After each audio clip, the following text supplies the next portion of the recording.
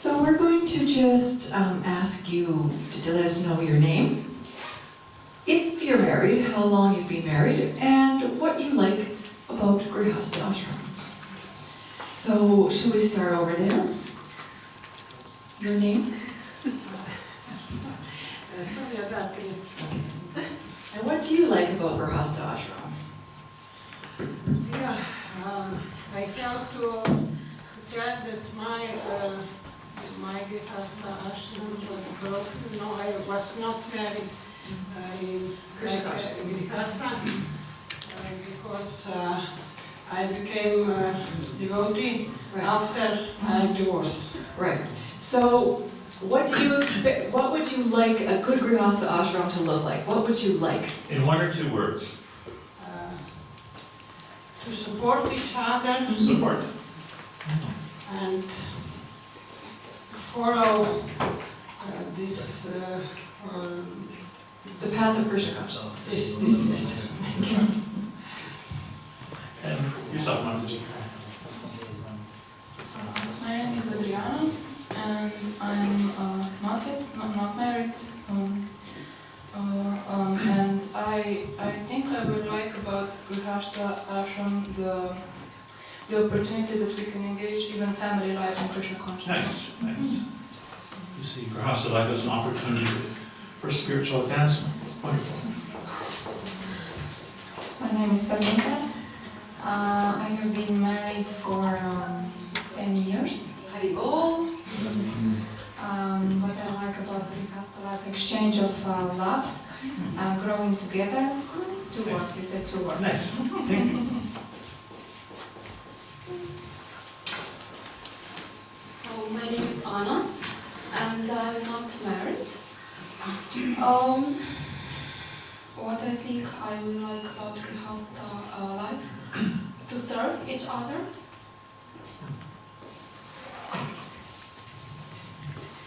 Hare Krishna, my name is dasi.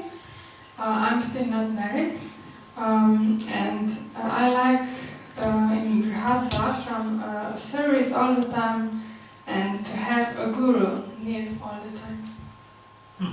To have a husband as a guide. Is what you're Yes, saying. yes. Nice, thank you. Hare Krishna, my name is Nina, I'm single, I want to be married. And Just the guy for you. I like to joke, so I So do I. yeah, I like about Grihasta life that you can be more close to someone, like not that. Okay, we want to be close to Krishna, but if you are close to someone, you experience this, how it is. Maybe. Developing very personal connections. Yeah, personal connections. Nice. And to explain my view, how I see things, and to hear how he sees things. Maybe this. Have someone to exchange Yeah. your thoughts and aspirations and hopes. Yes. Nice. Hare Krishna. My name is Maya. I'm married almost 1 year now. I like that it's an ashram that's according to our nature. Yes, wonderful. Maybe we'll just go through the front row and then go to the back after. Hare Krishna, my name is Sabina. I'm also not married yet. I would also love to be married. For the reason of loving exchanges with a special person and serving together in Krishna consciousness and raising children, having children in Krishna consciousness. And yes, accenting on the mutual spiritual growth, Nice. loving and supporting relationship. Thank you. Thank you. Hare Krishna, I'm Lalita Sundari Dasi, not married. I mentioned, I think I would like what's already mentioned, so support, service, and raising up children in Krishna consciousness. Hare Krishna, my name is Tommy, I'm not married. What I would like about Grihasta Ashram is cooperation through life. Nice. Thank you. Hello, I'm Lucia. I am engaged and we're already living together with the deities. And what I really like about this Grihasta experience so far is how close a service do we both do to the deities themselves. Yes. Haribol, my name is Nate, also engaged. What I like most about Grihasta Ashram is that you can have a person to rely on. I'm dasi. I'm married 20 years. What I like about Grihasta Ashram is that husband and wife help each other to grow, and you can have your anarthas purified. Yes. That's a very nice realization. We'll talk about that later. Now don't scare these other ones off here. My name is Grihasta. I'm married 6 months. So what I like about Grihasta Ashram is that you have someone to talk. Well, if you're brahmachari alone, then sometimes you're alone and you are with your own mind.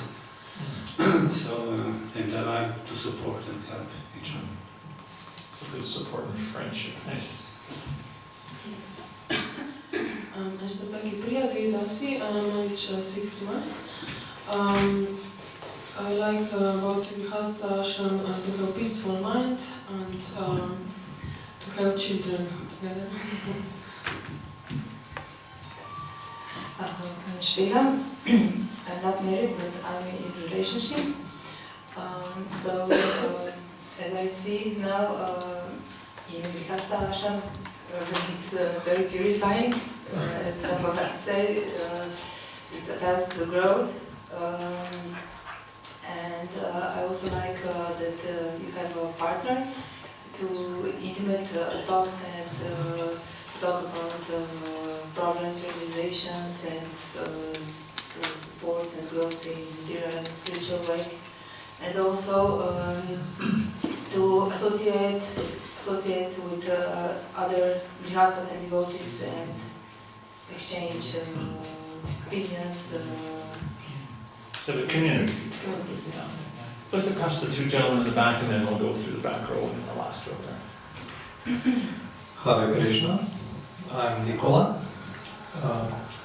Currently, after quite some time, single. I expect from Grihasta Ashram to have a companion in life and to grow spiritually together and to have raise children in Krishna consciousness. That is right. Thank you. Hare Krishna, my name is Baradas. I'm married for 1.5 years, I think. I'm just calculating. Better remember that anniversary.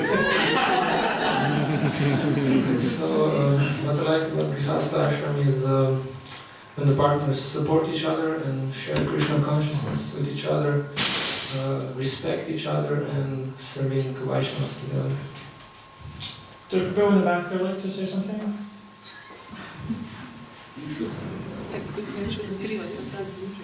Radhe Govindadas, single. What I like is the unending opportunity to take care of someone. Nice, nice.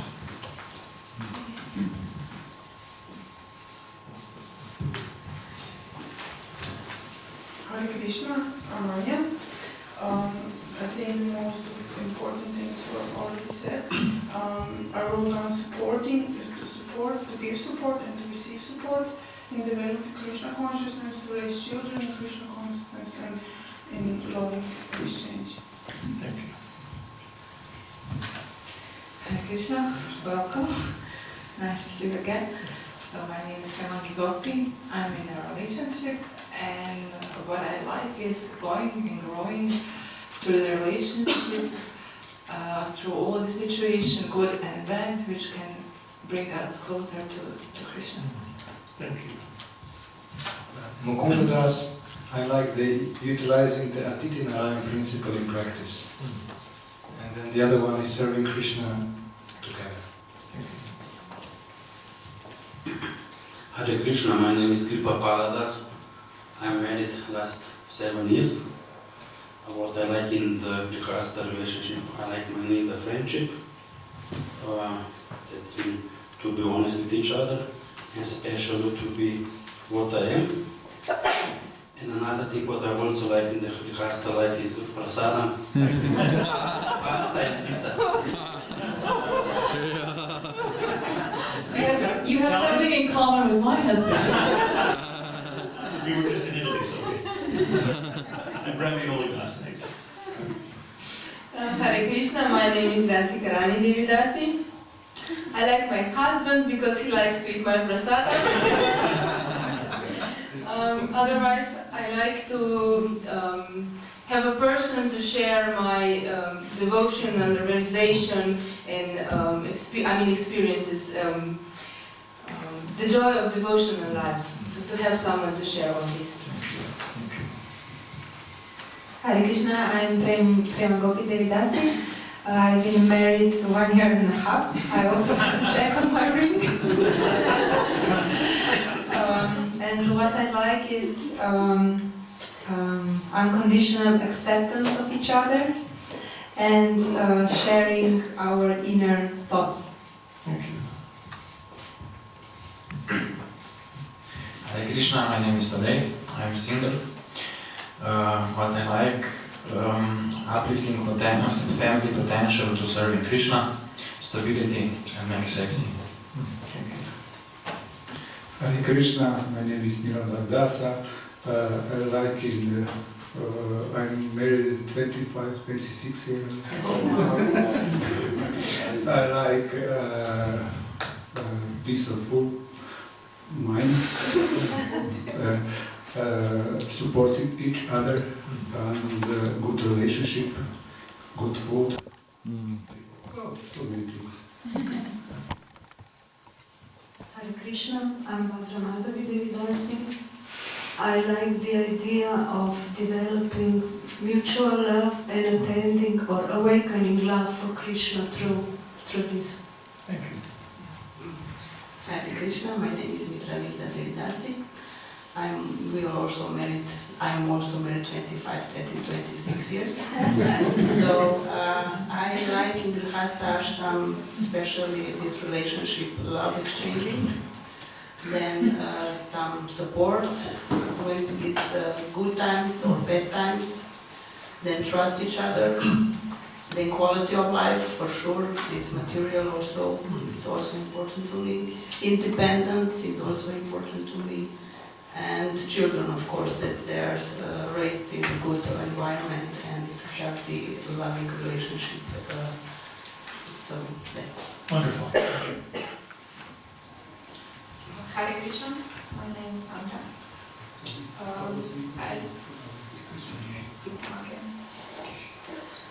I like support, raising children in Krishna consciousness, loving. Hare Krishna, my name is Leonard. I'm not married yet, we are working on it.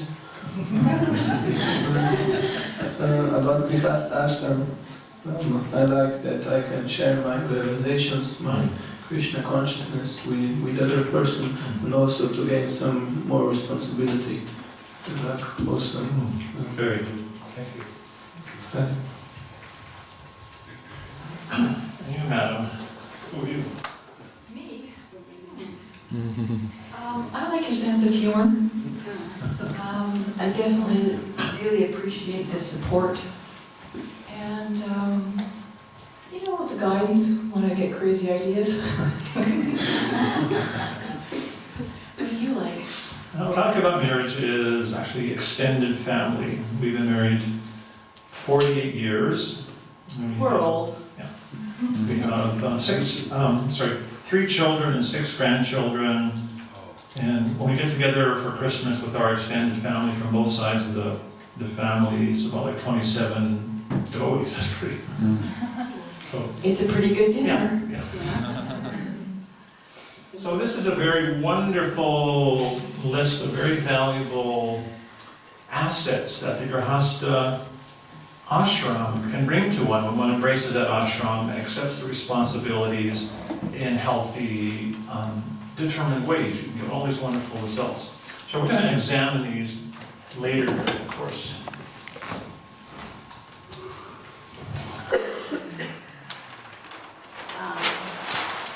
What's the trick to change the slide? You press space. I know. Oh, just this one? The arrow key should be usually. Yeah, the arrow key. Or left and right. This one? This one.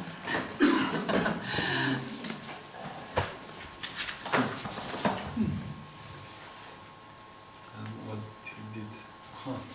Okay. Okay, the down key, okay. You hold it.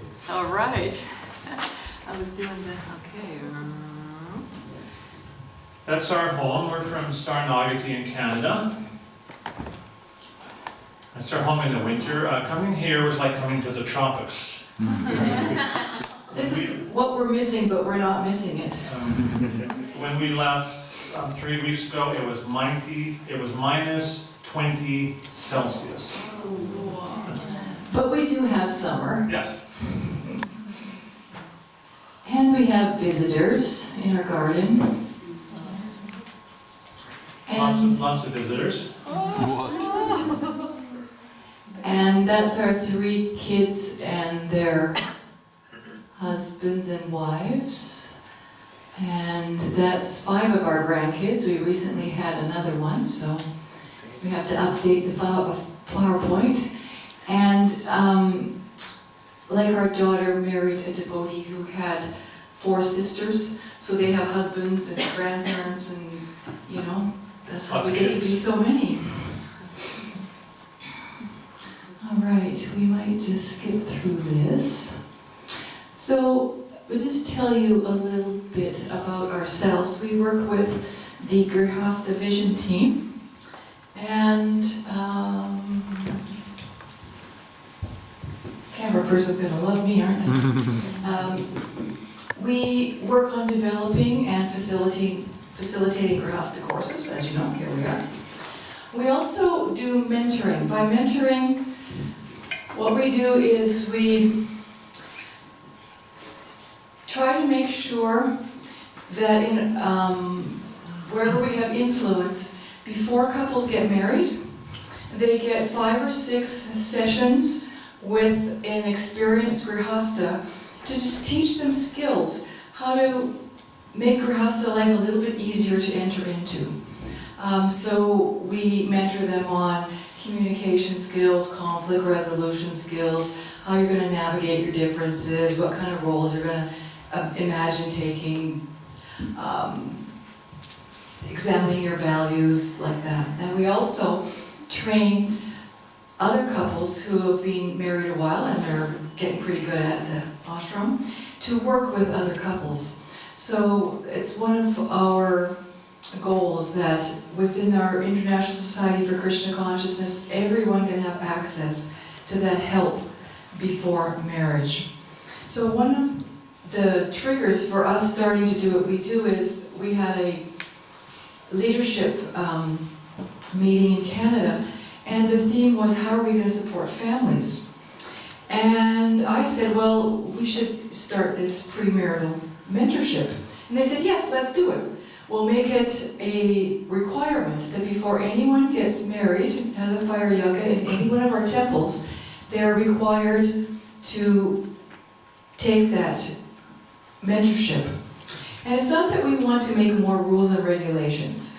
We want to actually support marriages, not that we just perform rituals and we don't support you all through your Krishna consciousness. So we like to be able to offer that support. We do have a website, VaishnavFamilyResources.org.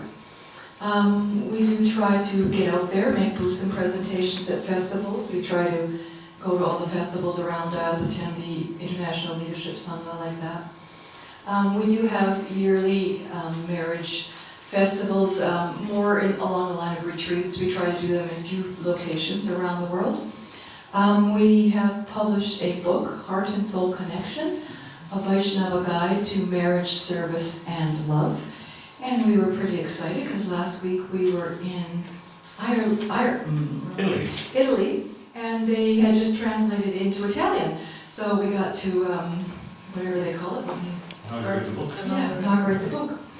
And we've been able to influence some national policies on marriage and family because we have a couple of supporters in the GBC, and they put through some things for us when we ask. So that's kind of nice to have friends in high places.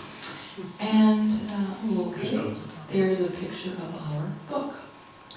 It's available on Amazon. We only could bring a few copies because we're traveling light, and they're all sold. But it's available on Amazon in ebook format, and you can also get a print on demand. So this is the group of devotees that we work with. We got together with some other marriage and family counselors from all over North America. And so we work together to try to formulate good programs that will help Grihastas. Many of these devotees have been counseling couples for 20 years. It's their professional job. So, go to principles, values, paradigms. All right. We won't bore you with technicalities here, except for that this goes slow. All right. You want the definition? Yeah. All right. So in this course, two very essential things we'll be talking about is three things: is principles and values, and also paradigms. Is anyone here not really familiar with the concept of what a paradigm is? It's kind of an important concept. If you're not familiar, don't be afraid to raise your hand. Okay. So paradigm, you could describe a paradigm as a more than just an attitude. It's actually like a vision of the world. Different things have been imprinted in my consciousness and given me a certain vision of the world. Let's say this was the vision I got from reading Srila Prabhupada's books. And so before I had Srila Prabhupada's instructions and association, my vision of the world was very different because of the things that were imprinted upon me by family upbringing and society and media. So my vision at that time was that, I'm embarrassed to say this in front of Sri Panchatattva, my vision was actually that animals were food. And probably most of us came from that background. So we had that vision because of this paradigm that animals were something different than humans. But so when we were exposed to transcendental knowledge, as Krišna says in the Bhagavad Gita, when one is enlightened by the knowledge with which the essence is destroyed, that knowledge reveals everything, like the sun lights up everything in the daytime. So reading Srila Prabhupada's books were like, wow, putting on my glasses. Saw the world in a completely different way. I had a 180-degree shift in my understanding of the world. And I could see that, wow, these animals are actually spirit souls. And you could never think. Once you have that paradigm shift, that vision, you can never think of eating meat again. It's beyond. So, our paradigms come from different things we're exposed to. We'll discuss that more. So paradigms is a very important concept. We're going to be examining how we're affected by unhealthy paradigms, and also how we can nurture and cultivate and embrace healthy paradigms. And in relationship with that, we're going to be looking at principles and values. And when we refer to principles here, we'll be talking about principles which are kind of universal and timeless laws. Like for us, all principles, we are devotees of Krishna, we're vegetarian, those things are like fixed, almost like etched in stone. They're a very fixed understanding. Whereas a value that can be something, it's a little subtler than a principle. Like an example might be the value of renunciation. So for sannyasis and vanaprasts, for them, renunciation is a very important principle. And for grihastas, renunciation is also important because we want to renounce this material world and ultimately go back to Godhead. But for grihastas, that understanding of renunciation, austerity, is very tempered. Because grihastas, they live in family life, they're going to have affectionate relationships with their spouses, with their children, their community. They're going to have to interact with the world to raise money, do business, so many things. So for them, renunciation manifests in a different way. So some of these principles are more in terms of values, which are a little relative according to the situation. So just a little definition, background to some of the things we'll talk about. And so in terms of the top line here, you'll see it says cognition, and then the line below it says absolute principles and enduring Krishna consciousness. So if that was our situation, if we had imbibed fully all the principles of Krishna conscious truths and all the desirable values of the Grihasta ashram in terms of skills and behavior, our conduct would be that of unalloyed, pure devotee Mahabharata. That's very low. But in reality, you see the last line, we've been subjected to many different paradigms in this world that have left impressions on us. Sometimes in my head I'll hear some advertising jingle from something I saw or heard when I was a kid. It's just those impressions are there, like deep-rooted. So we've been subjected to many different impressions, and we're trying to get impressed by impressions of Krishna consciousness and Srila Prabhupada's books and the deities and prasad and association of devotee. We have all those impressions, and sadhana bhakti means trying to subdue all those material impressions that have also impacted us. So according to how much we've imbibed of Krishna conscious paradigms and how much we're still affected by the materialistic paradigms, that's going to determine our actual values and our current conduct and mode of behavior.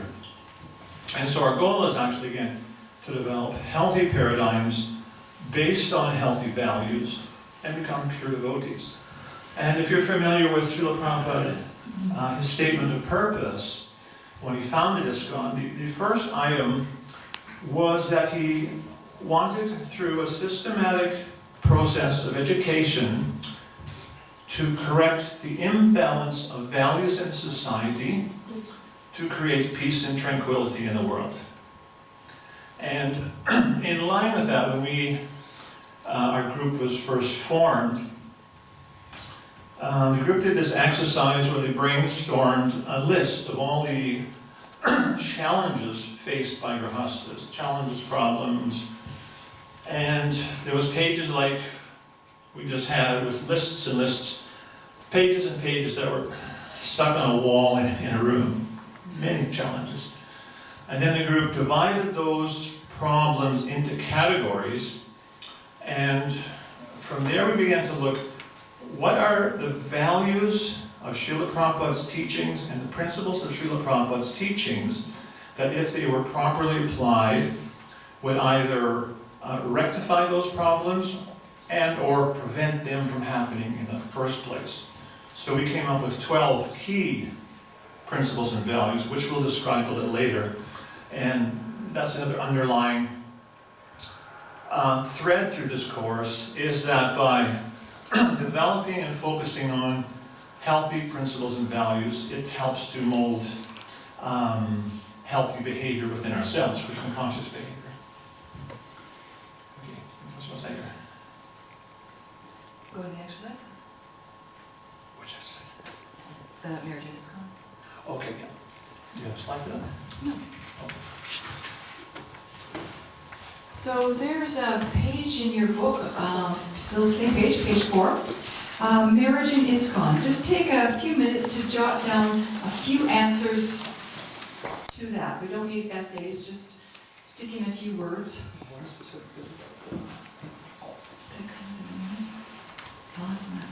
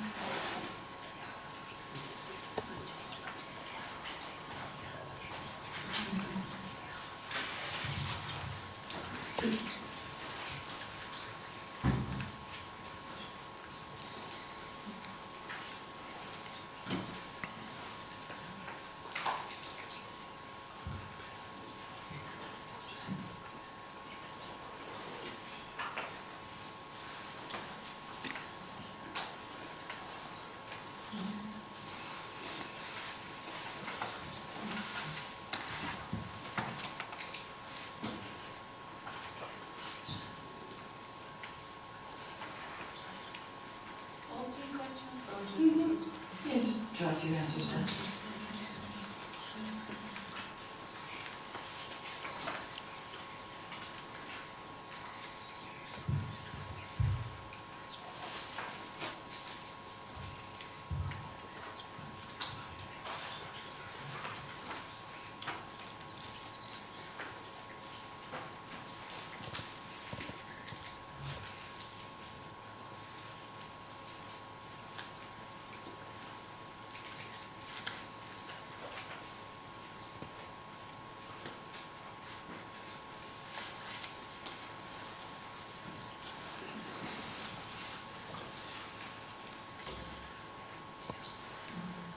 So we're going to ask you to just turn to someone beside you and share your answers.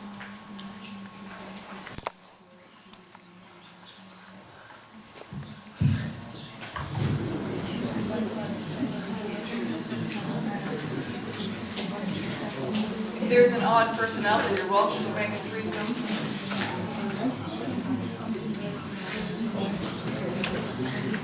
Or four.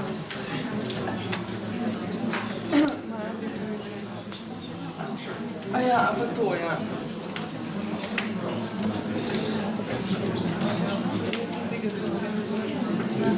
Oh, you don't have questions? They were, what's your experience and understanding of marriage in ISKCON and the outside world, and what do you think the strengths and weaknesses are? Of marriage in ISKCON. And also the outside world. What are the strengths and weaknesses? Comparing those. Yeah. Or are there weaknesses also within ISKCON? I guess there are always in marriage there. What do you think the weaknesses would be? Maybe because before we get married, when we were in love, we were not maybe thinking really clearly and deciding who's going to be our partner. And then maybe if we don't make completely right choice, there are a lot of changes in the character. I suppose there might be some challenges. So you're saying that one of the challenges is there's unrealistic expectations because of being, I can use the word infatuated. The honeymoon stage. And not being prepared to navigate the inevitable differences. That's a big challenge. And what are the strengths we have in this guy?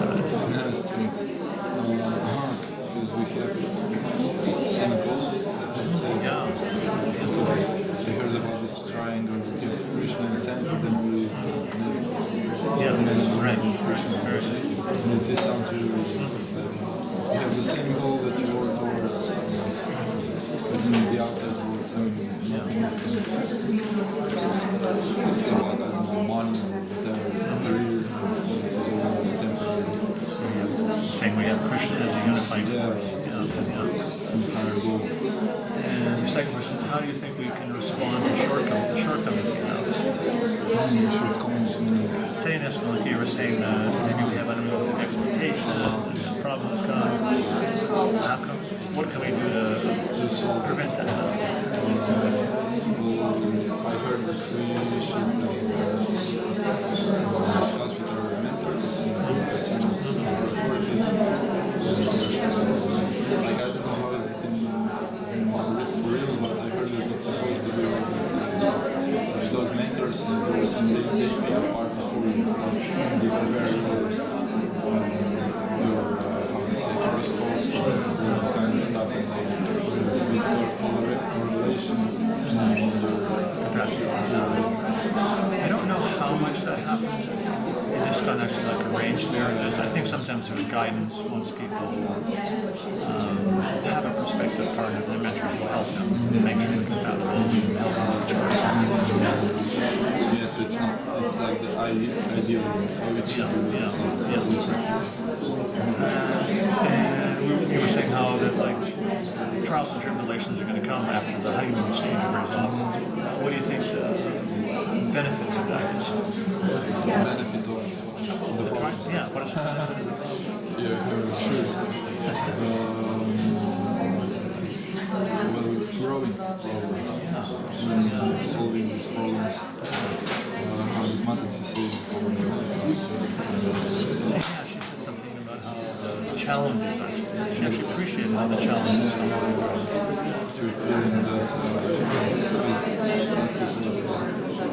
the things that we have. Yeah, Krišna brings it on. Krišna gives you someone to test you exactly what you need. And I love it.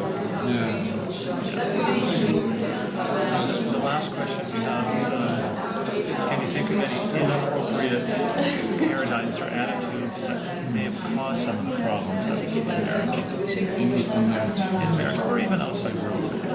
What are the problems? We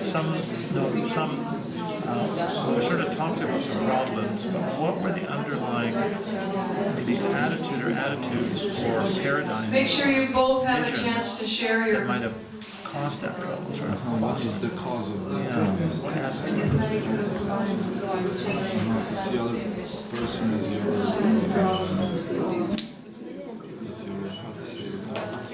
like your possession. I can find the real word. That you're controlling. Yeah. That you're controlling. That could be inappropriate paradigm. We'll talk about that. Yeah. That's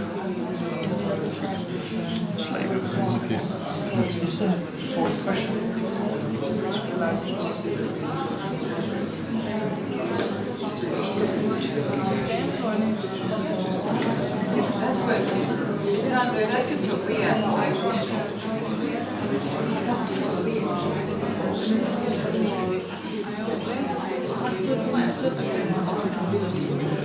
All right, I'm going to get your attention, please.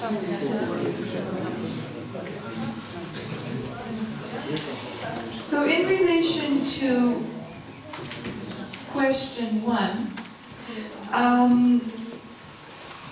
many problems, both outside of ISKCON and within ISKCON, are connected with wrong values, attitudes, and paradigms. So maybe a few of you could give some examples of some of these wrong attitudes or values or paradigms that create problems that we mentioned in 1. That we own each other. That we own each other. Any other ones? How to raise the children. I'm going to write those down, please. In a minute. Okay. Yeah, you can have differences on how you want to raise your kids. Yeah. Anything else? Sorry, can I write this down? In a minute. You should remember to write it down. No, I'm doing something different. Okay. Trust me. Yes. Being married, being affectionate, loving is Maya. So now, what you're touching on is an inappropriate paradigm. So we're going to make a little bit of a list of paradigms that contribute to problems. So your one that you said was affection is Maya. What were the earlier ones? I think they were also paradigms. Well, let's just reframe them as paradigms. Okay. You got them? Can you say the first 2 points you brought up? I can't remember who it was. How can we raise the children? How we raise the children? So what would cause a problem? Different opinion, I don't know, of some cases, something. We're looking for an attitude that might cause a problem. Different opinions, it's not really a paradigm. Like sometimes there's been... Well, you asked her what you said before, but now we're asking for a paradigm. We're looking for like a specific problem we've experienced in ISKCON with children. Like, for example, sometimes children are neglected. Children are Maya. Children are Maya, yes. We're going to have a long list of what's Maya. Women are Maya. As the parents of soul, not as the children. With certain needs. That what? Just seeing children as a spirit soul, like who has to, chant and like this, and not seeing them as a, human being. Children don't have needs. Or, Yes. not they don't have needs, but... Or thinking they're pure devotees, and we don't have to do anything. They're not. Neglecting their human evolution, growth. So the paradigm behind that would be, yeah, they're pure devotees, they don't need any help. Don't need teaching.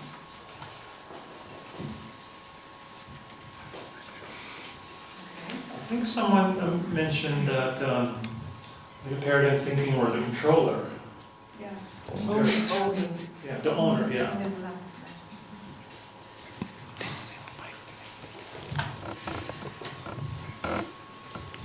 I think in our society the good remains important since in sannyasis and brahmacharis that they neglect grihasta life.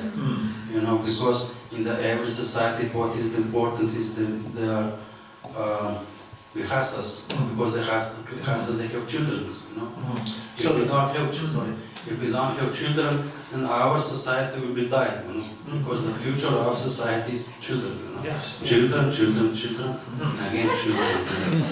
It's simple like this. If we see it's like a Muslim, okay, put beside the philosophy, but they have a lot of children, but that's why they're the most growing society in the world. Simple like this. It's so simple. Yeah, so that you cannot see this. So in essence, the paradigm is, the Grihasta ashram is insignificant. And that's Yes, we're not developing. Any other inappropriate paradigms? Go ahead. I would say, Oh, you're just passing, oh, I thought you were raising your hand. I would say neglecting nature of partner when choosing one, and like to quickly choose someone just because he's a devotee. So what's the attitude or paradigm that causes us? Yeah, it's only necessary that someone is like devotee. Disregarding the material aspects. Or it's not necessary to match Use your my natures, role. right? Yes. Not necessary to match, to have compatible natures. Any other paradigms? We were discussing one that sometimes in the beginning there's kind of euphoria, and then couples aren't ready for when the differences evolve in the relationship, and sometimes that's a result of the fairy tale paradigm, that you get married and you're going to live happily ever after. So sometimes paradigms can be worded positively, but they have a negative result. Yeah. We're going to debunk these later, but just to give you some solace, the real paradigm is you get married and then you do the hard work of living happily ever after. And then you become happy. But it's work, right? Yeah.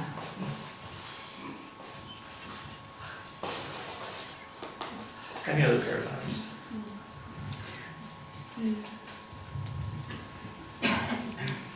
Women are material energy.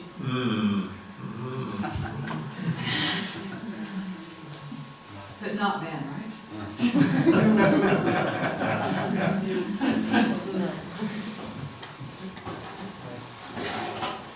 Are there any other ones in that vein? We're going to debunk these later, but women are less intelligent. Yes, I meant to say that, but I was afraid. You'd get stoned to death. But this is still going on, or is already reduced? Sorry, say again? It's like the woman, they're less intelligent. It's still going on, or it's reduced? It's still going on in some places. So we're going to discuss why it's important to be aware of these. Any other questions? Or, I'm sorry, any other paradigms? Maybe sometimes there's a paradigm that for devotees to do business is Maya. For devotees to work outside is Maya.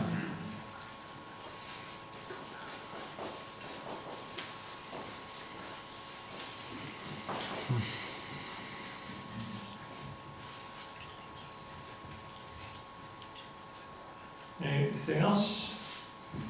Okay. The one insidious, very detrimental aspect that comes from negative paradigms, is that especially for new devotees, is if you hear these kind of things being preached, which were preached a lot in the previous century, and unfortunately are still sometimes preached now, when you hear those kind of things, it's like a weight being put on your shoulder. And also life is Maya, working as Maya, children not really important, women are less intelligent. Marriage is a deep dark well. Yeah, deep dark wells. We know one devotee. We're not debunking. Okay, yeah, sure, not debunking. We're just talking about the effect of negative paradigms. So it's like having this weight continually put on you. And Grihasta life is very rewarding, but there's also challenges in Grihasta life. And the danger is if one is exposed to these negative paradigms and doesn't filter them out, what happens is like you feel like you're carrying this weight, and then when those times come in your Grihasta ashram, when there's challenges, the kids are sick, you're working, you've got bills to pay, and there are challenges that are inevitable. So if you're exposed and you imbibe some of those negative paradigms, in those times of difficulty, you might actually start to believe those things. You might think, yeah, my ashram is a deep dark well, my kids are Maya, and people give up their ashrams. And one Mataji, one time she wanted to give up her kids to someone else to do service. Prabhupada said, no. He said, these children have been given to you by Krishna. This is your most important duty. These are like your deeds. He said, don't be confused about this. But these paradigms, they exist, they're there, and it's something to be aware of. Because we can also hear them in subtle variations, even preached. And so we have to know when the person just doesn't have the experience and doesn't quite get it, and when they are preaching the correct philosophy. So we have to know the philosophy ourselves, so we can evaluate. Do you want to do these? Yeah, so some important attitudes for grihastas in their ashram is one that we take full responsibility for our own lives, and we have to take that internal strength to make these kinds of decisions that, do I want to believe that what this individual is saying, is it really in line with Prabhupada? Or is it maybe a little misconstrued, a little off the wall? Because not everything that is spoken is always completely in line with Srila Prabhupada. Sometimes individuals can there's a word called cherry pick. Personal bias as well. Personal bias. With my personal bias, I might just cherry pick a few things from Srila Prabhupada's books to kind of make myself feel more advanced or put other people down. And we should take this responsibility ourselves to fully understand Srila Prabhupada's teachings and example so we can avoid being affected by those negative paradigms. And the other thing is we should avoid blaming others. So these kinds of things are going on, and Prabhupada often quoted this verse, Tatena Kampam Shushana Kshamana. Our devotee, he sees absolutely everything as Krishna's mercy and even adversity. So even these kind of negative experiences, if we become equipped with knowledge, we can have the fortitude to not be influenced by those things. And the third point is we accept family life and its challenges as an opportunity for personal growth and spiritual development. As I think you were saying, that was one thing you appreciated about Grihasta Ashram, is it gives that opportunity for growth. Oh, I'm out of breath today because we were rushing around trying to catch trains. And Raghunath Maharaj, he was present when I performed a wedding in New York a few years ago, and he spoke. And he said, Grihasta Ashram, he said, it's the best ashram for making spiritual advancement. And he said, because you have to be patient, tolerant, kind, humble, forgiving, compassionate, and caring. He said, those are the qualities you need to become a pure devotee. So the Grihasta Ashram is very fertile ground for practicing those qualities. And sometimes we think, Krishna, please help me become patient.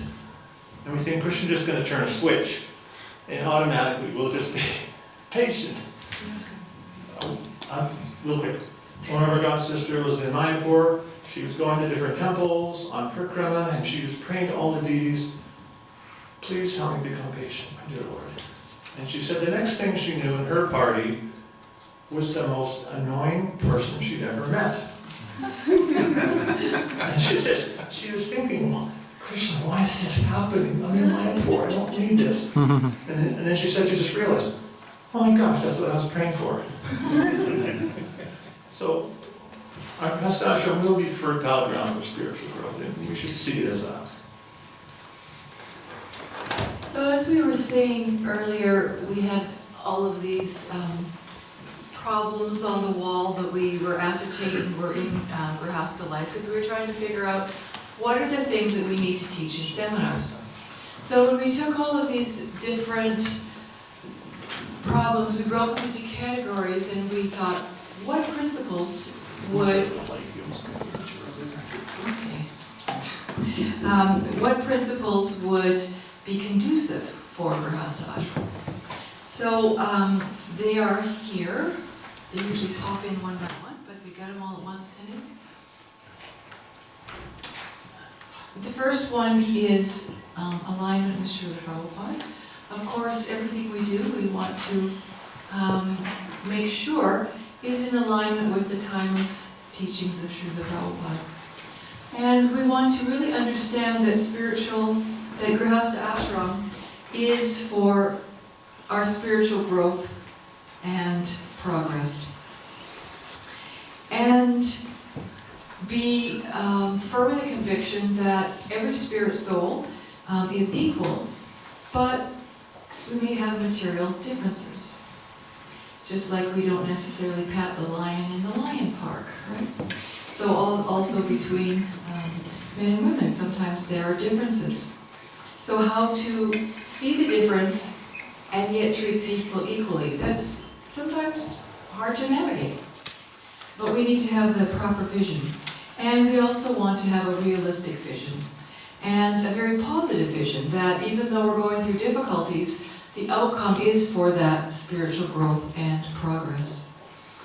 And number 5 is extremely important, that we have to have that mutual respect and appreciation.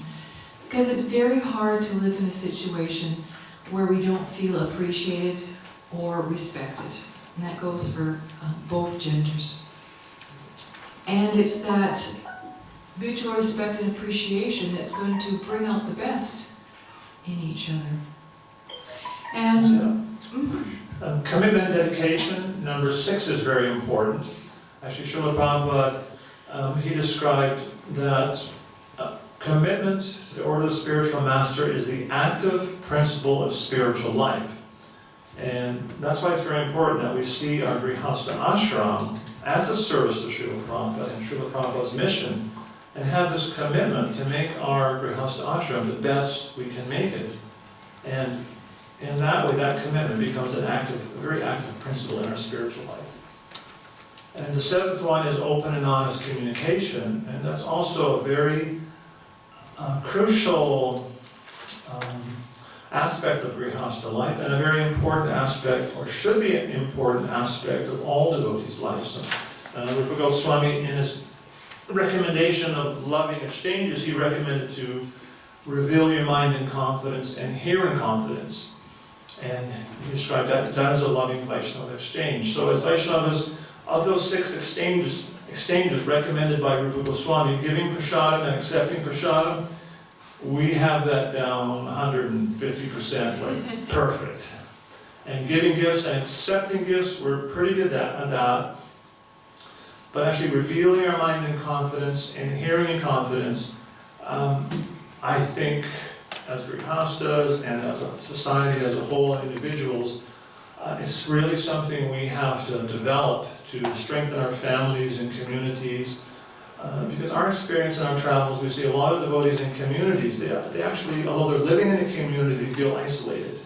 They don't really feel a sense of meaningful connection. And even sometimes in the Grihasta Ashram, Grihastas, they're missing that meaningful connection. So we'll be discussing that principle of communication later. It's a very important one.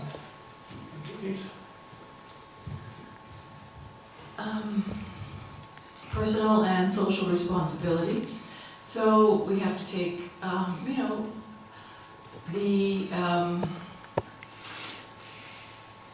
to personally look inside and see what it is that we need to grow. And we need to also take some responsibility to exhibit exemplary behaviors that help other people grow, and to actively take some social responsibility to help in this world. Go ahead. Next is economic development and prosperity, and of course the Grihastas are meant to support the other ashrams in society, and so that's a very important principle of Grihasta Ashram. And 10, focus on children's welfare. Enough cannot be said about that. That is a given. We see that often the problems that couples have stem from not good role modeling when they were children, or maybe neglect when they were children, and it makes it more more difficult for them to have loving relationships. So we see that the more there's strong families, the more they'll raise good children, who will in turn become good families. So you got to start somewhere, and you got to keep that going. Otherwise, society's getting kind of messed up because there isn't enough focus on children's welfare. And the 11th principle is family love and affection. It's very important. Srila Prabhupada described in the Bhagavatam, very interestingly, he said, affection is a symptom of life. He didn't just say it was a need, he said it was a symptom of life. And so we see that often that marriages where somehow affection is neglected, the life in that marriage dries up. So we will discuss that more later, but that's a very important principle. And last, How to keep your family life regulated, balanced, and exemplary. Takes a little bit of practice. So, we can discuss that also. So you'll see probably on the next page in your book, there's going to be a bit of an explanation on these. So I think we will pass the mic around and we will read them. One person can read one and then the next, we can pass it along. Who's got the roving mic? Oh, he has it, okay. So why don't you just start with the first one? Alignment with Srila Prabhupada. Krishna conscious family life is consistent with the teachings and example of Srila Prabhupada. Why don't you just read the whole one, otherwise we'll spend more time. Srila Prabhupada's teaching must be applied with consideration of time, place and circumstance. In the field of Grihasta life, one should take into account the local culture without compromising Srila Prabhupada's teachings. One should not attempt to simply transpose practices from one culture to another without understanding the principles and values underpinning them. Next one.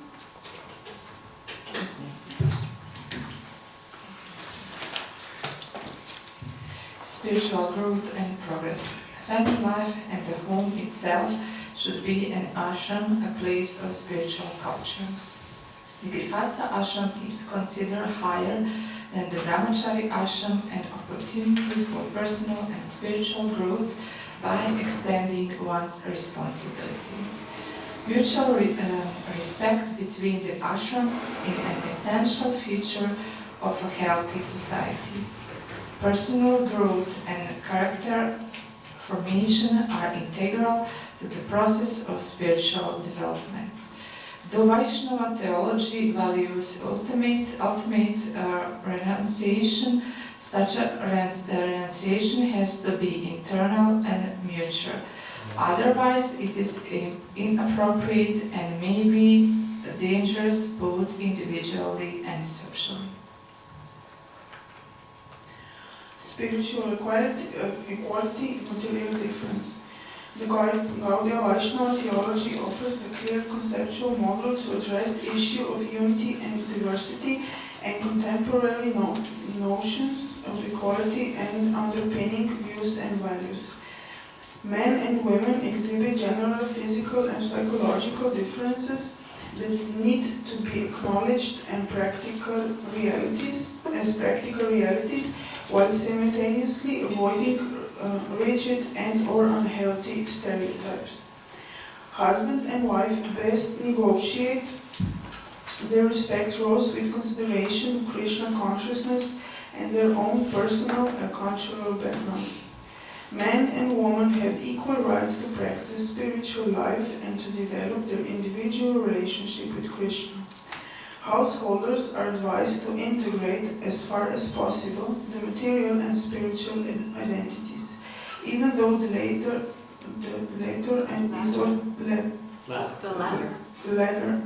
is ultimately more important.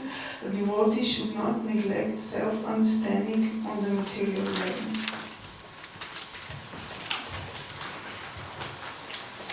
Positive and realistic vision. One should enter the Grihasta ashrama with the correct attitudes and expectations, especially being careful to avoid misinterpretations of scriptural truths and or being influenced by inappropriate personal social paradigms. One should, as far as possible, avoid both negative attitudes and unrealistic expectations towards married life. Both may dampen one's enthusiasm. It is also essential to hold before oneself suitable criteria for a successful marriage. Marriage should be chosen for the appropriate reasons. For example, out of a sense of one's individual dharma rather than a mentality of profit calculation. Long-term vision and strategic planning are important aspects of householder life, while simultaneously maintaining a mood of dependence on Krishna.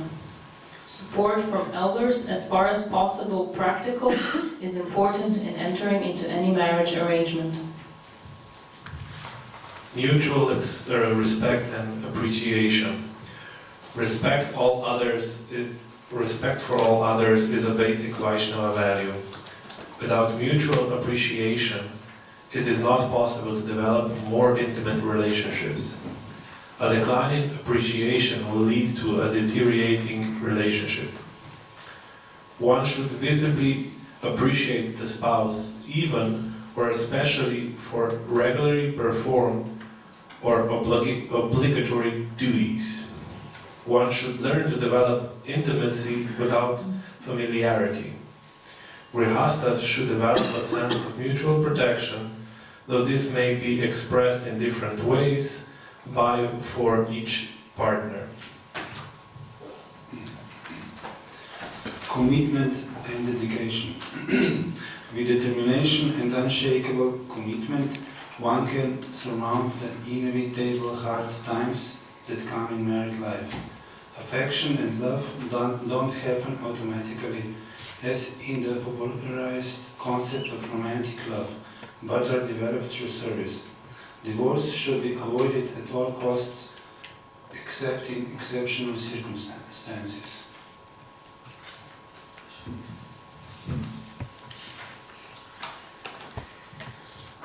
Open and honest communication. One should set aside quality time for heart-to-heart communications with the spouse and children.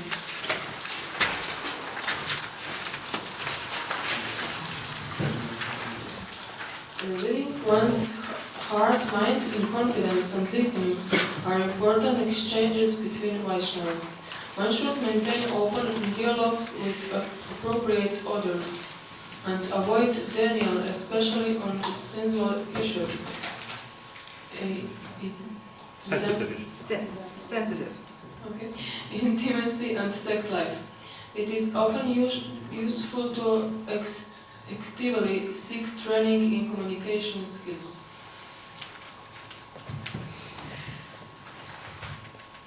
Personal and social responsibility. Entering the Grihasta ashram is an opportunity to take on more Krishna conscious responsibility. Devotees as servants of Krishna are also servants of society. Devotees can preach effectively by demonstrating responsibility, integrity, and other exemplary qualities. Taking suitable responsibility is essential in overcoming negative emotions and perceptions such as low self-esteem, discouragement, feelings of failure, and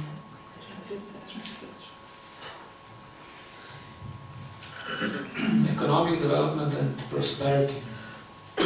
The important householder duty is to generate wealth and prosperity by ethical means. A householder should not neglect their duties regarding wealth and developing economic stability. Poverty as well as greed can be impediments to spiritual life. The devotee should avoid an unhealthy poverty mentality, understanding the potential benefits of prosperity, both individually and to promote Krishna consciousness. Charity is an essential duty for Grihastas. Focus on children's welfare. Nurturing spiritually qualified children is the main purpose of married life, and their welfare is the main priority of householders. Children should not be neglected for any reason. e.g. in the name of so-called spiritual life. Parents should recognize the difference between children's various legitimate and essential needs and their wants. Financial stability is necessary to help fulfill children's needs. Proactive steps must be taken to avoid all forms of child abuse. Parents best develop affection and a sense of protection and responsibility towards all children in the community, not just their own offspring. Krishna consciousness should be made relevant and accessible to children, especially teens. Hypocrisy is most damaging to children's faith in the Krishna conscious process and the corresponding authority figures. Parents should accept appropriate support and training in regards to rearing children. Family love and affection. It is natural to have affection for others and especially other Vaishnavas. Krishna consciousness does not acquire from simply negating or stifling worldly affection, nor are family ties necessarily an impediment to Krishna consciousness. A stable emotional background where family members feel wanted and appreciated is essential for children's personal and spiritual growth. There is great value in a strong sense of community as traditionally expressed through the extended family.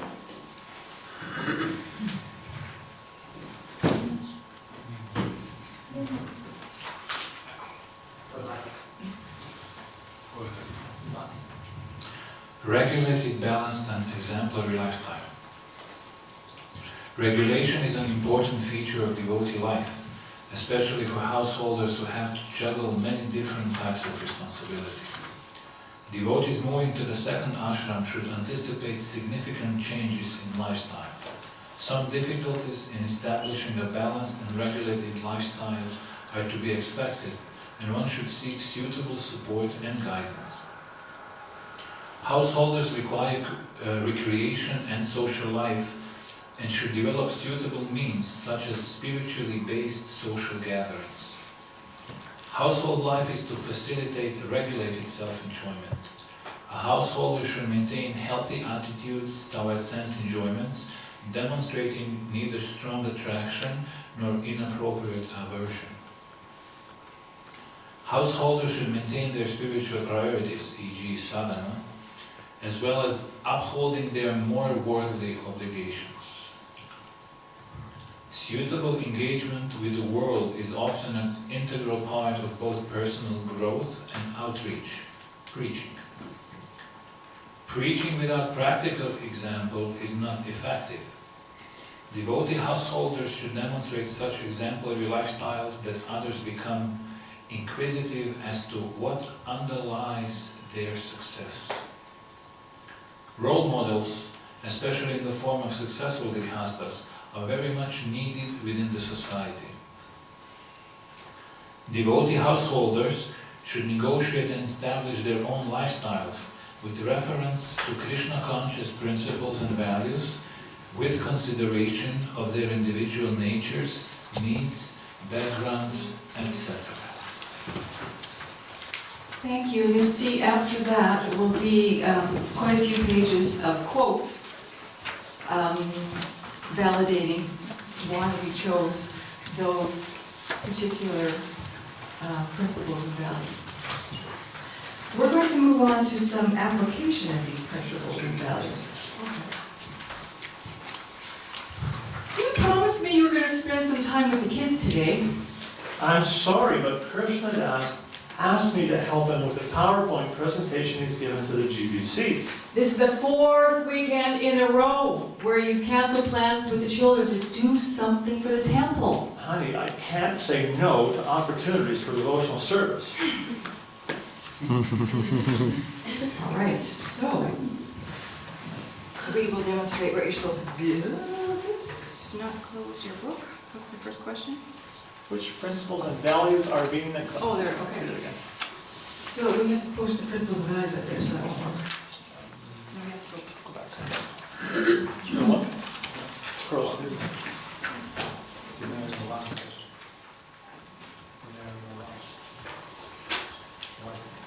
So, which principles and values are being neglected with this little skit here?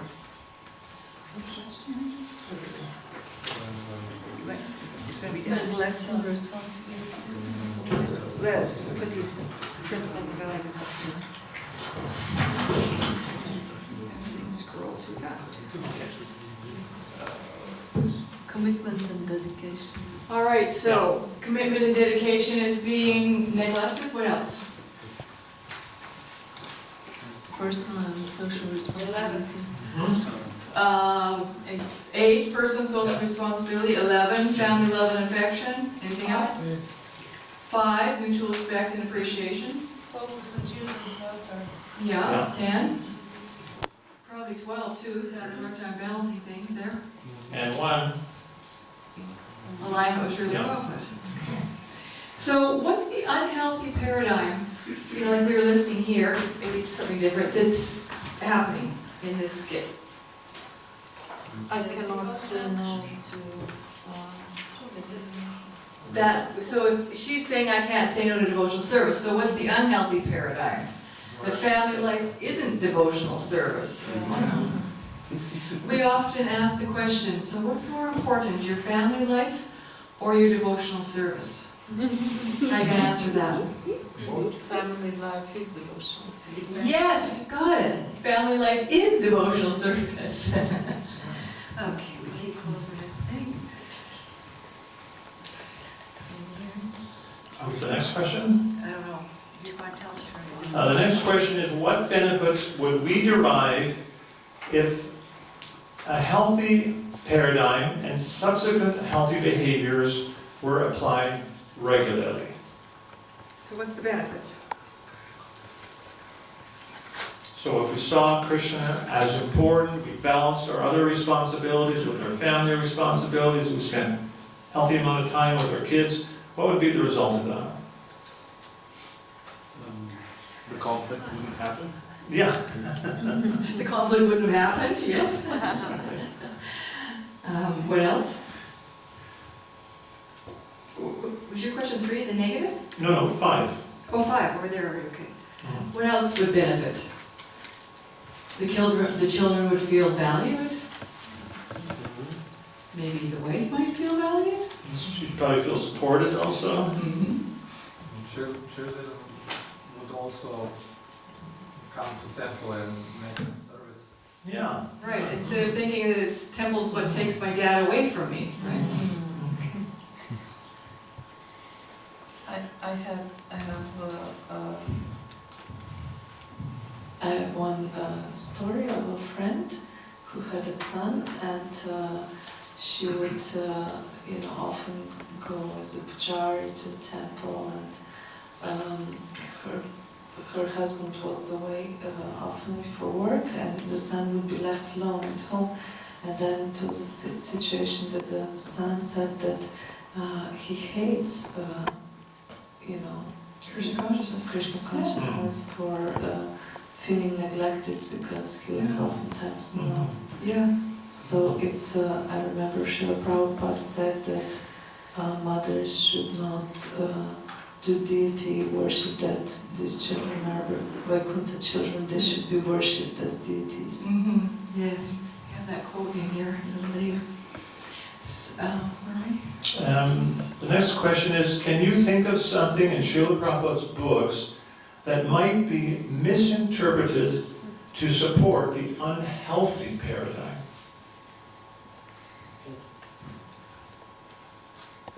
Like he was obviously thinking he was doing the right thing. Why? What supported that? It is from Srimad Bhagavatam, when Devayani and I don't know which one was the king. Right. So he said, I enjoy it, and now I'm going. So they enjoyed a lot of years and traveled through all the universe. I think it is, maybe you know Prabhu, Devayani and Sri Bhagavatam. But so you're saying that the attitude... He can say, oh, our relationship was Maya and now I'm going. Gonna give it up anyway sometimes. So I will renunciate. Any other things that could be cherry-picked and used to justify some inappropriate paradigm about neglect of children? What about children and family are like jackals? Fallible soldiers. Fallible soldiers, yeah. So we're going to give you an opportunity to try this. So we're going to have to break you into 4 groups because there's 4 more scenarios. And you're going to get to each, as a group, figure it out for your scenario. So why don't you people over here do number 5, and back here do 4, and you guys do 3, and you do 2. Just somehow break up into 4 groups. So scenario 2, 3, 4, and 5.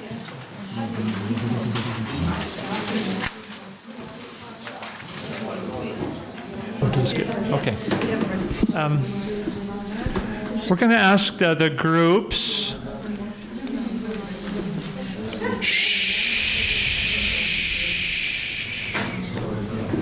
It worked.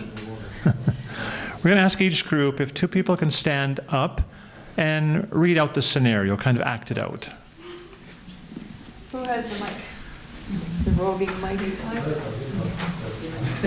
have it?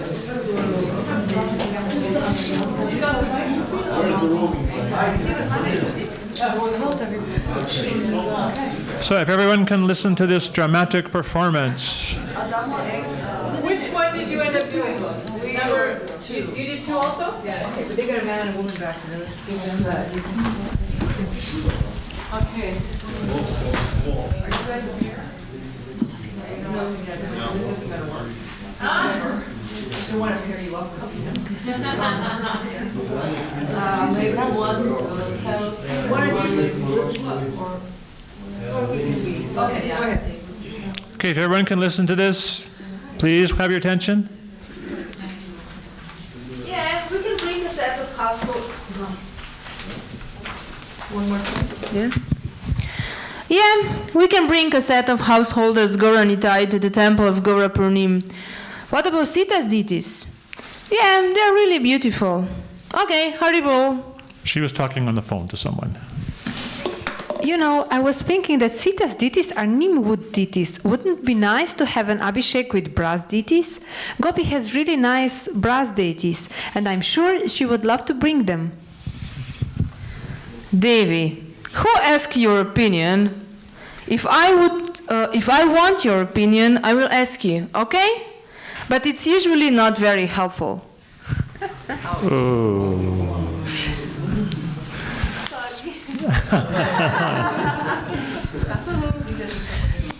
Okay. Do you want number 5? Okay, we're going to ask you for the answer to question number 5, which would be the result if that inappropriate exchange would have been prevented or corrected by a healthy paradigm. What would the world look like if there was healthy paradigms? So we'll ask the front group here. Yeah. What's the benefit? So your answer to number 5. We said that the healthy paradigm would be appreciation and respect as a necessary base for a healthy family life, and that would bring more harmony in a relationship and family and support spiritual advancement in a healthy cell as a base of spiritual. I forgot the second part already. It was healthy, there was respect. Appreciation and respect as a necessary base for a healthy family life. That would bring more harmony in a relationship, in family, and spiritual advancement.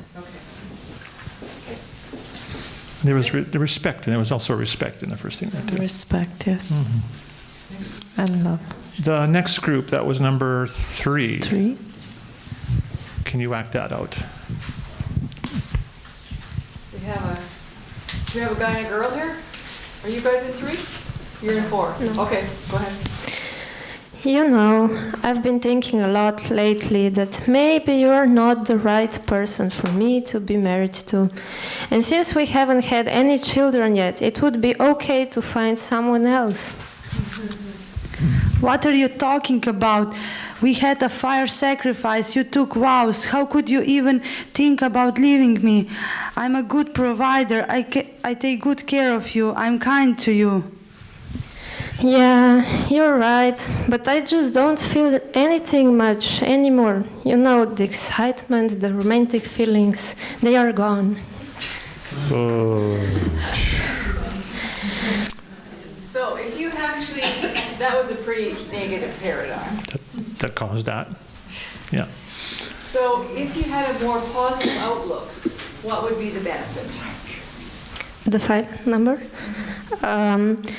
A healthy marriage, no divorce. Healthy marriage. Yeah, healthy marriage, stable families. We can easily confront challenges. You'd easily confront challenges. Sorry, pardon? Easily? You'd confront challenges.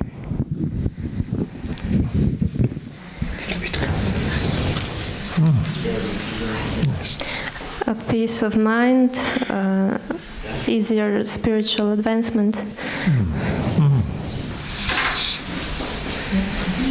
So next is number 4.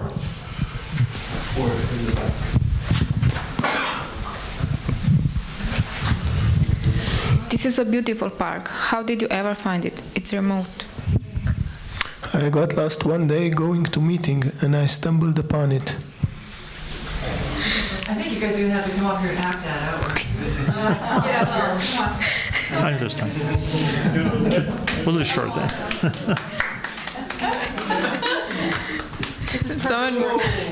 Someone might see us. You know, maybe a devotee might see us and think we are in Maya.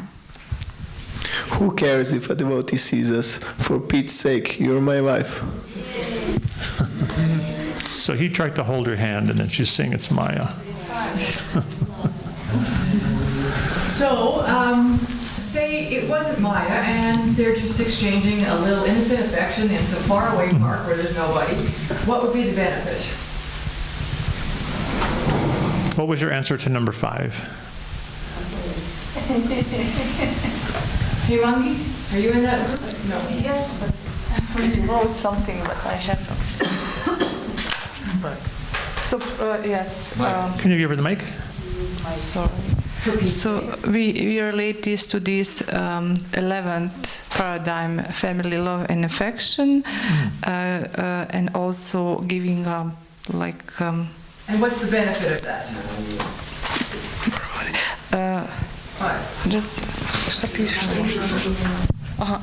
A proper understanding of relationship, a good self-esteem, and a positive example to others.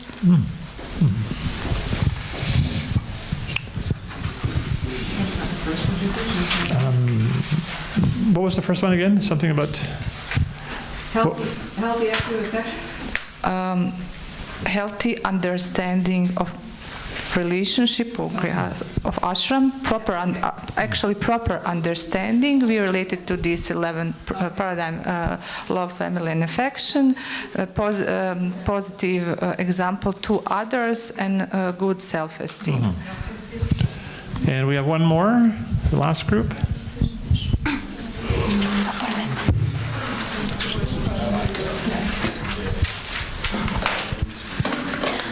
I thought you had a job interview today. What happened? I decided not to go. Why didn't you go?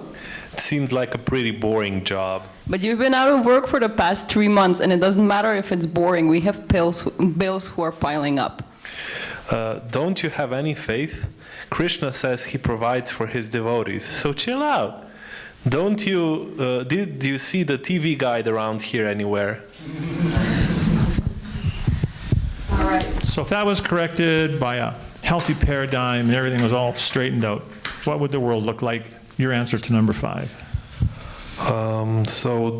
Everyone would live in prosperity. Prosperity, yeah. Haribo. Men would be respected, right? Because they would be working, providing for their families.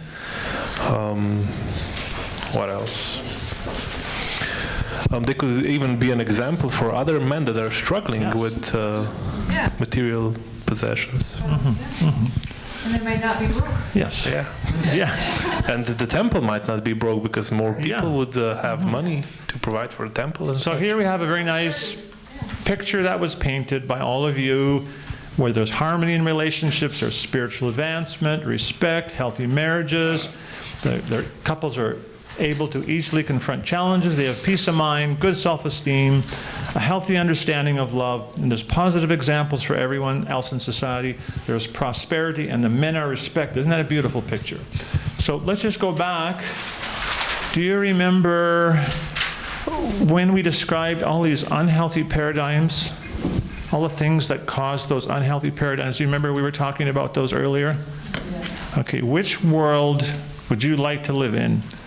The world of the unhealthy paradigms, or would you like to live in that world? This one. This one. Okay, anyone want to live in this world? Right. No, a little louder. No. No, okay. This one? Yes. A little louder. Yes. Yes. So, my question is, do we have a choice? Yes. Yes, okay. So, I'm just going to ask you one last thing. I want you to defeat these inappropriate paradigms. Did we do this already with the... No, that was the one they just did, yeah. Affection is Maya. So give us a healthy, a principle that's going to defeat that. Family love and Yeah. Children are Maya. 10, 8 from children's one. Yeah. 11, yeah. 11. Children are automatic. Okay, remember, they're automatically pure. Oh, You yeah. don't have to like teach them or, just focus the children. Focus on children. Yeah. 11, 10. Yes. And spiritual 4. equality and different. And 3, yeah. I'm the owner, I'm the controller. Alignment to No, I am. Okay, and I am. Mutual respect. Mutual respect, yeah. Alignment proper, yes, 1. Regulated, healthy, balanced, family lifestyle, yeah. Maybe even. Positive and realistic vision. Yeah. Yeah, yeah. Maybe even 3. What about Grihasta ashram is insignificant? First of all, again, alignment to Srila Number Prabhupada, 1 and 9. spiritual growth and progress, Yeah. spiritual equality and material difference. Personal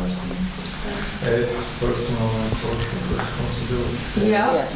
And Economic development and prosperity. 4, yeah. All of them. Almost all of them. Okay. What about the paradigm? It's not necessary to have compatible natures when you get married. It's not important at all. 1. Yeah. How about 2? Yeah. It's going to be a little hard. And Mutual role. 4. Let's have a realistic vision here. What about we're going to get married and live happily ever after? Commitment and dedication. Yeah. Commitment and dedication, yeah. 4 as well. 4, yeah. Positive vision. Realistic vision, yeah. Well, yeah. I'll combine these two. Women are material energy and women are less intelligent. 3. 5. 3. Yeah. 5. 2. Maybe 11. Our god sister Jamuna was in India. Prabhupada asked her to come with her. They were going somewhere in a car. She's in the back seat with Gurudat and I think 2 other sannyasis crammed in the back of this car. Prabhupada's in the front seat with the driver. Prabhupada's driving. And he turns to Jamuna. He quotes this. First he quotes Chanakya Pandit, that women are less intelligent. And he turns back to Jamuna and says, Jamuna, isn't that true? And Jimuna says, oh, yes, Srila Prabhupada, yes, Srila Prabhupada. Anything you say is true. Yes, Prabhupada. I'm sorry. English is their second language. Okay, I will slow down. So Jimuna was saying, yes, Srila Prabhupada, that's true. Women are less intelligent. And Srila Prabhupada said, no. She said, you are not a woman, you are a Vaishnavi. We're not in the bodily concept of life. So those statements are not meant for Vaishnavas or Vaishnavis. Very important. We were done? Outside work is Maya. So you have Now you test your prosperity. memory. Yes, economic Spiritual Yeah. advancement, I think, as well. Spiritual growth, yeah. Marriage is a deep, dark well. The 12th one, which is regulative exemplary lifestyle. Yeah. Following a realistic vision. Yeah. Yeah. So you guys are doing really good. And education. We were in Brazil. I told him already. When did you tell? What? About the bucket. Did you hear about the bucket present? No. Yeah. We did too many seminars. He's a record. We were in Brazil. Use a microphone. And one... Yeah, it's right there. We were in Brazil, and one devotee reported that when he got married, one of his brahmachari friends gave him a present, a bucket, a rope, and a flashlight. He says, you're going to need this, Prabhu, for your deep, dark well. Is that encouraging? Was that a joke? Well, I think it was, I don't know. A not very tasteful joke. So we're going to end with this quote, lecture September 8th, 1971. Why do we stress principles and values? I think that kind of came out in this. Okay. Plus it's a little late. Okay. Okay. So Prabhupada is saying, Grihavratanam, those who have taken it as a vow to be happy in this material world, therefore they are called Grihavrata, Grihasta. There are two words in Sanskrit language. One is Grihasta, and one is Grihavrata or Grihamedi. Grihasta means Grihasta ashram. Those who are conversant with Vedic language, they know. Ashram means something in connection with God. That is called ashram. So Grihasta ashram means one may live with family, children, wife, friends. That's all right, live. Whatever life is suitable for you, you accept. But you change your Krishna consciousness. Cultivate Krishna consciousness. That is ashram. So thank you very much for being such an enthusiastic audience, good students. Tomorrow, I believe same time, correct? No. Okay, 3 to 5. 3 to 7. Oh, okay. Okay. Oh, yes, all right. Okay, so maybe we'll do, okay. Tomorrow we are going to talk about negotiating the male-female paradox. And if we have a little bit of time, we might start on communication, because we always need lots of time for that one. So hopefully we'll see you all tomorrow. Thank you very much. Thank you. Hare Krishna.